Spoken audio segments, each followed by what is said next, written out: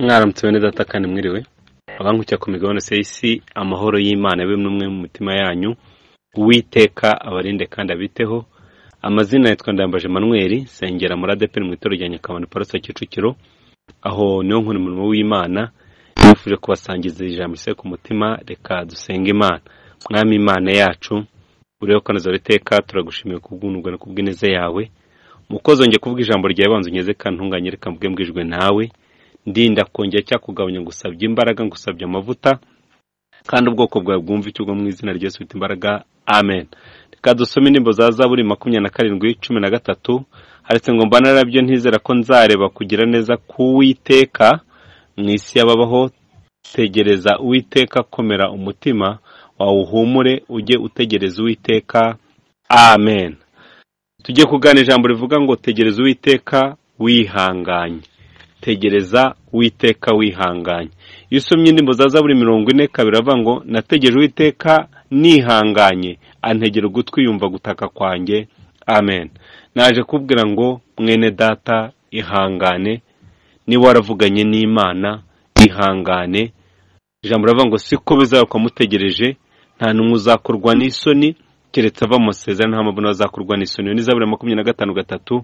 Icyo usabwa, tegereza Uwiteka wihanganye, ukiranuka, umwizeye, umwiringiye, kuko Zaburi 25 avuga ngo abiringiye Uwiteka bameze nk'umusozi wa Siyoni utasha kunyeganyega, uramye iteka ryose. Ngo nk'uko imisozi gose Yerusalemu, ngo ni ku Uwiteka gota abantu here none ukageza iteka ryose. Iyi ni indirimbo ya Zaburi ya Dawudi.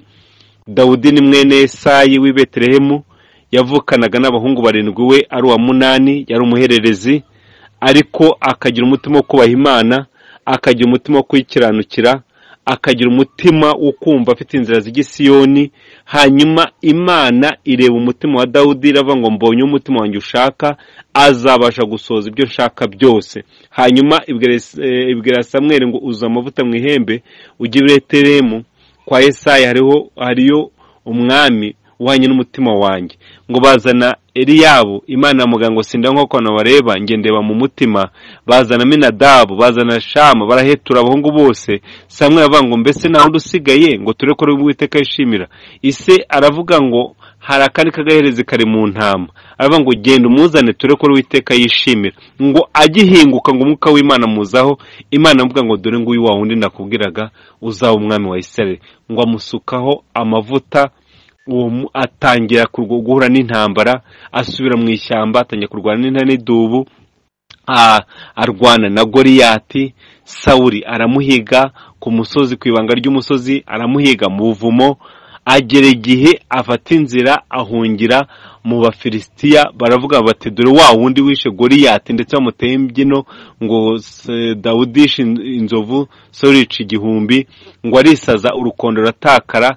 Yewe agumya kwihangana, ategereza Uwiteka kugeza igihe Imana avuga ngo haguruka ujye i Heburoni. Avuga ngo njye gukora y'iki? Aravuga ngo genda ujye kureba umuryango w'Abayuda. Amarayo imyaka 7 ishize, iravuga ngo haguruka ujye i Yerusalemu, uzajye kuba umwami w'ubwoko bwanjye bwa Isiraheli.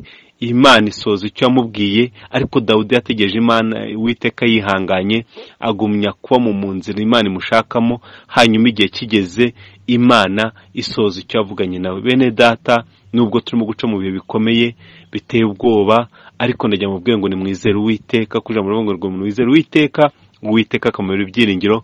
Mwebwe icyo musabwa no gusenga, icyo musabwa no gukiranuka, icyo musabwa no kwegera Imana, ubundi mwiturize ibintu byose Imana ibigibereyemo, kandi niyo bitangije nizana bisohoza. Icyo musabwa mwebwe ni mukiranuke, musenga Imana, muyizere, muyiringire, ubundi mubiharire Imana. Ibyo abantu badashoboye Imana irabishoboye. Reka dusenge Imana. Mwami Imana yacu, turagushimira kubw'ijambo ryawe duhaye.